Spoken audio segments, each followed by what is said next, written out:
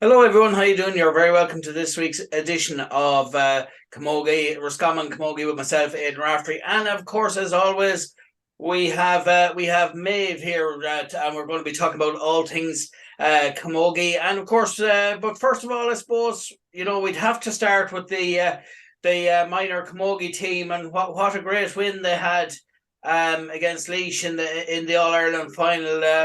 A good few of these girls that are involved, they'd also be playing football and various other sports with I suppose, with the Common and Mercy as well. So they'd have that great winning mentality, which benefits the Camogie team as well.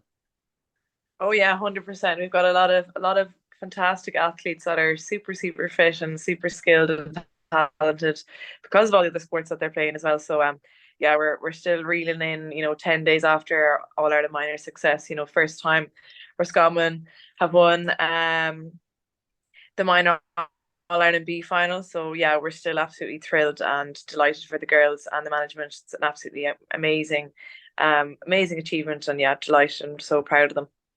That's it, and of course, the books will be the exams will be coming up soon. Some will be doing leaving cert and different things like that as well. So it's a great way to be going into them. But like, what a performance on the field on the day, and that this was a very experienced Laois team as well. But the Roscommon had the Roscommon minors had good players all throughout the team as well. Yeah, no, that's it. We absolutely did. And, just about the exam season, it's a great thing to have a great boost for players that are coming into, even, fifth year exams and leaving cert and stuff like that. So it's a great thing to have coming into that season of study, I suppose, with such a historic win. But yeah, no, it was absolutely like thrilling match against Laois, who we had met at the start of the championship. So we were familiar enough with them as an outfit, and yeah, they are also a very experienced team, and they were obviously in the final, so they were unbeaten apart from losing to us in the championship to date. So yeah, no, fantastic game. There was possession was held quite evenly throughout the match, but we just managed to get those scores over the line. So leading into half time, we were it was 1-4 to 4 points. We got a brilliant goal from Ava Mullery as we were reaching half time, and then another great goal from Aoife Daly in the 55th minute. But yeah, no, the girls put on an outstanding performance, and especially our player of the match, Shifa Hessian. She scored a total of 8 points. And I'm pretty sure she's got at least 1, if not 2 years left at minor, as do a lot of the other very strong players on the team. So, it only bodes well for the future. That's it, and it's also, this is a very special group of girls, or a very special group of minors as well, and it's going to really benefit when they start playing adult hurling at county level. They're going well as well at the moment over the last couple of, well, this year they're kind of doing very well. So the future is looking good for Camogie and Roscommon, both at club level and county level. Yeah, absolutely. And we've got great development at under 14 and under 16 level. So last weekend we had 2 development squads at under 14 level, made up of nearly 60 players. So they took part in 2 blitzes. One team played in Meath, which is hosted by Kiltale Camogie, and there they played against Derry and Armagh. And then our second team in the development squad played. They're hosted by Port Pierces, so they played against Mayo and Meath as well. So really just so exciting to see such talented players out in their Roscommon jersey representing their clubs and their county. And there's no major gap at underage, especially at the county side. So it's just great that we'll continue that development and keep seeing players coming through, feeding into minor, feeding into our senior teams. But even our under 14s, they that's that they're our foundation for players going forward. So we also had our under 16s out at the for the first round of the All Ireland Championship as well. So we met Carlow in Ballyforan at the weekend and came away victorious with them. So it was 12 points to 10 in the end. So tight enough near the end, but yeah, really exciting for the under-16s as well. And then this Sunday, the under-16s, they're traveling to Killarney. Yeah, they're off to Killarney. So they're playing Kerry now in the second round of the championship. So we wish them the best of luck as well. And of course, there are other things that play a great part in players' development as well in Camogie, and that will be, I suppose, some things like Féile and the cool camps as well. Yeah, absolutely. So just we saw that a few weeks ago at the massive turnout for our um Féile Féile games. We had 9 teams at under 15. So that's super exciting to see that many players out. The matches for Féile were split between two we'll say hosted by two different clubs because there were so many matches to be played. So that's mighty, and those wouldn't happen without the great backing by and planning by the development squads and parents and coaches and management and pitches being ready and match officials and everything like that. So we really appreciate the work that goes on behind the scenes there. That's it, and I suppose that's those are the big things that some people might see as small things, but they're the things that are going on in the background. The people don't realise that goes on. The people that wash the jerseys and all that, the people that make the sandwiches and all these kind of things as well. So it's great to see what things are going on in the background, and I suppose the role and the emergence as well. Like I suppose two clubs that you could mention, Boyle and Tulls. Now the Boyle and Tulls don't have hurling teams at underage or senior level, but it's great to see it in the Camogie. There are two teams that are really promoting and taking Camogie seriously, and hopefully from that, like there are other clubs that have always had Camogie and hurling, and when they see the kind of the work and what has been achieved by Tulsk and Boyle, maybe other clubs might take up arms as well and do it, and Roscommon Gaels are doing Camogie as well. So that's all positive. That's all positive news and positive development for Camogie in the county as well. Yeah, it's fantastic. It's really inspiring to see, especially clubs like Boyle and Tulsk who, are kind of in their infancy again with Camogie and development. But no, it's fantastic to see, they're really, really enthusiastic and encouraging in those clubs, and hopefully it'll inspire other clubs around the county, or just inspire people to stick with it and stick with the Camogie and continue to development across all age groups.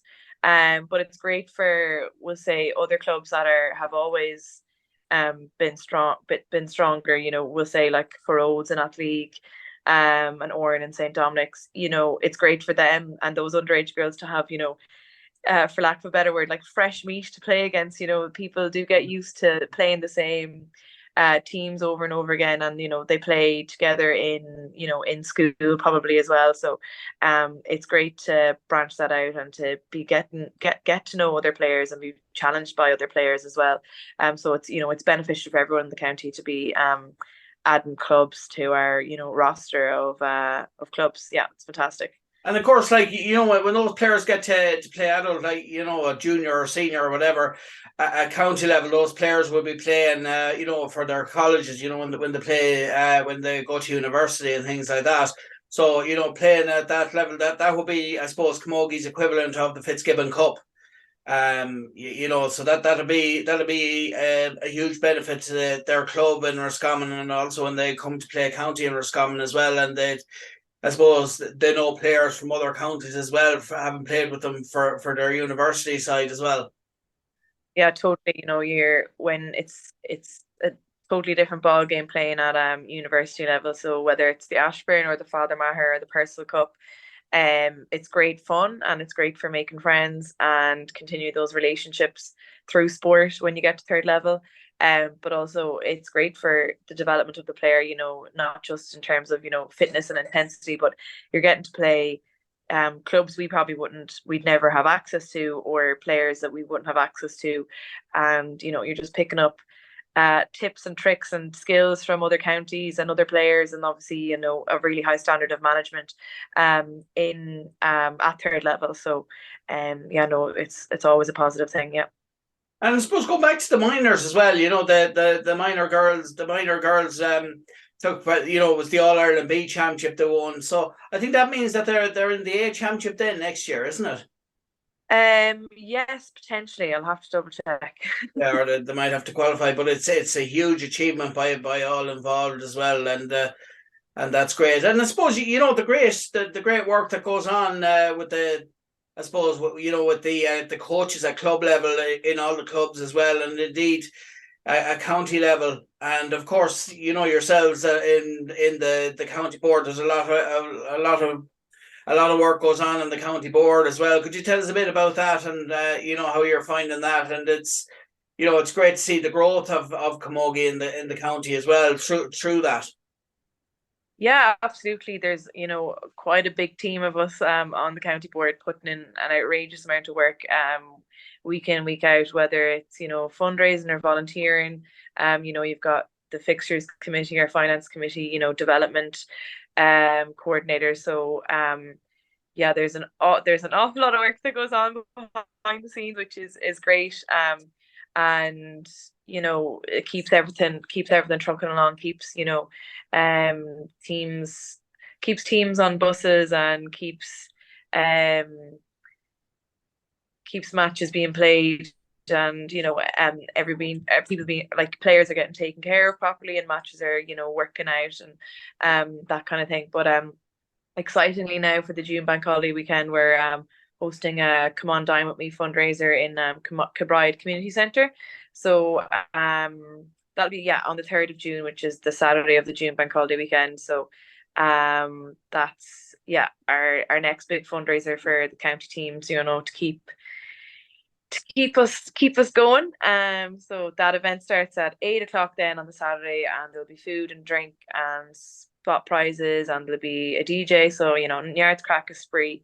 So if anyone listening would like to book a table for the event, they can call Kieran Kenny on 087 294 7197.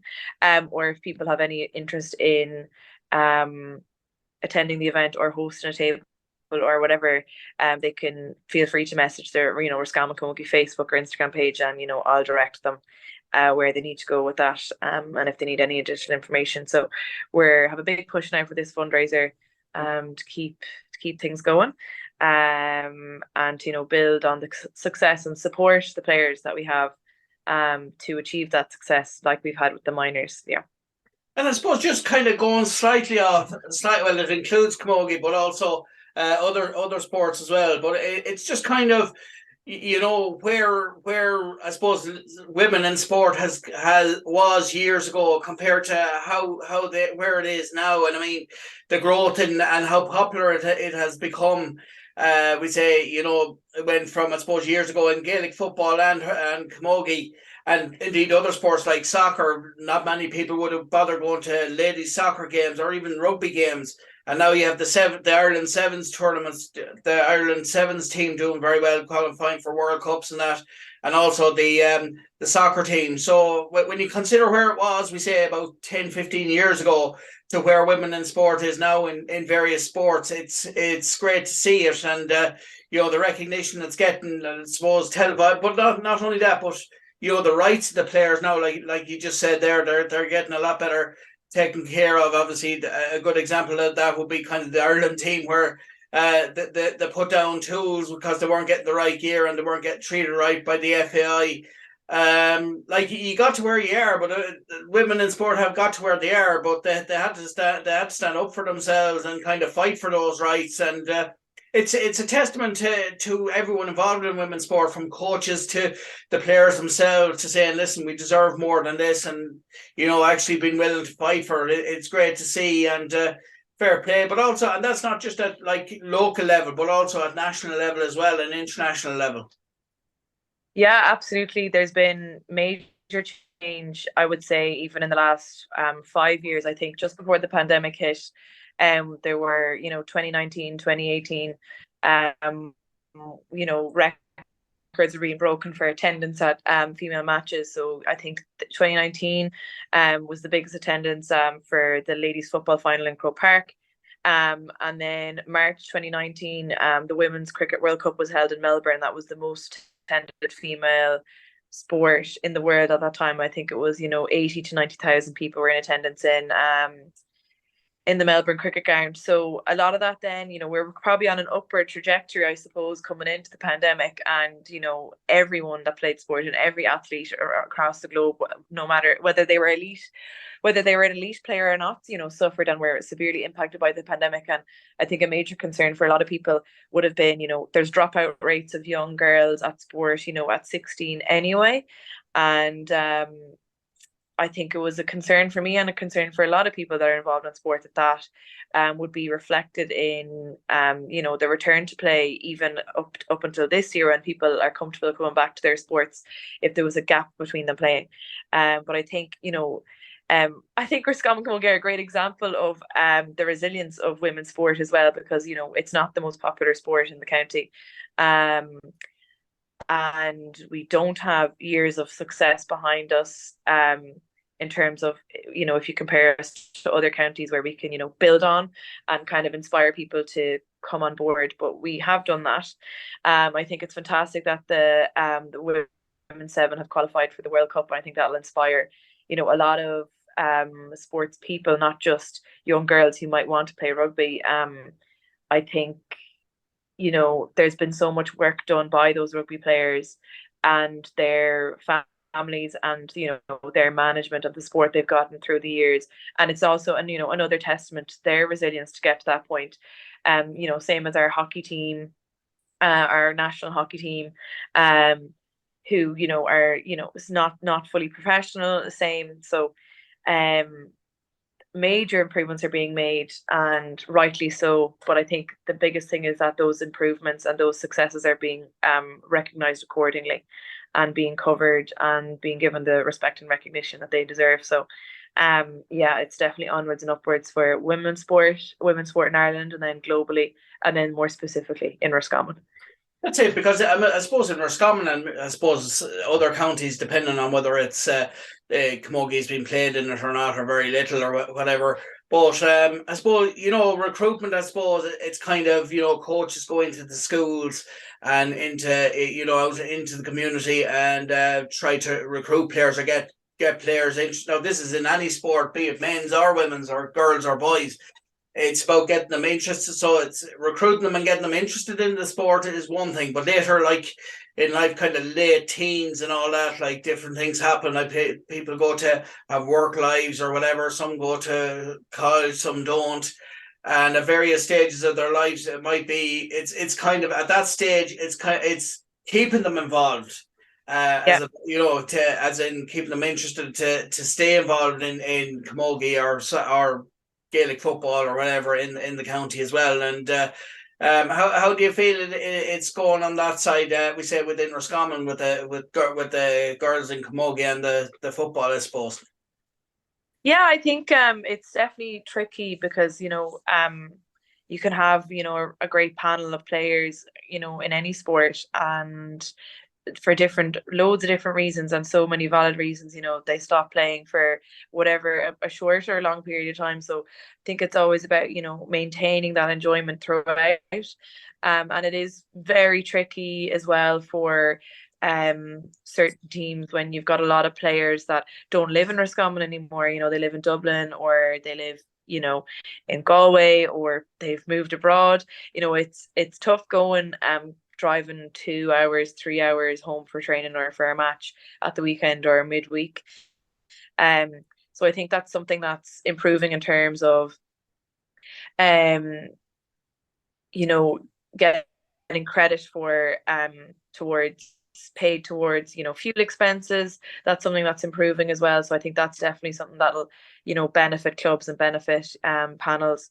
But I think we're doing pretty well, and I guess it's that's the cycle of sport. People retire, people move on, but it's, I suppose, about maintaining that enjoyment through again, like proper respect and recognition, making sure that players I think are treated the same as their male counterparts. Like they're getting a fresh kit and they're getting, meals after training. If that's what the men are getting, I believe that that's what the women should get too.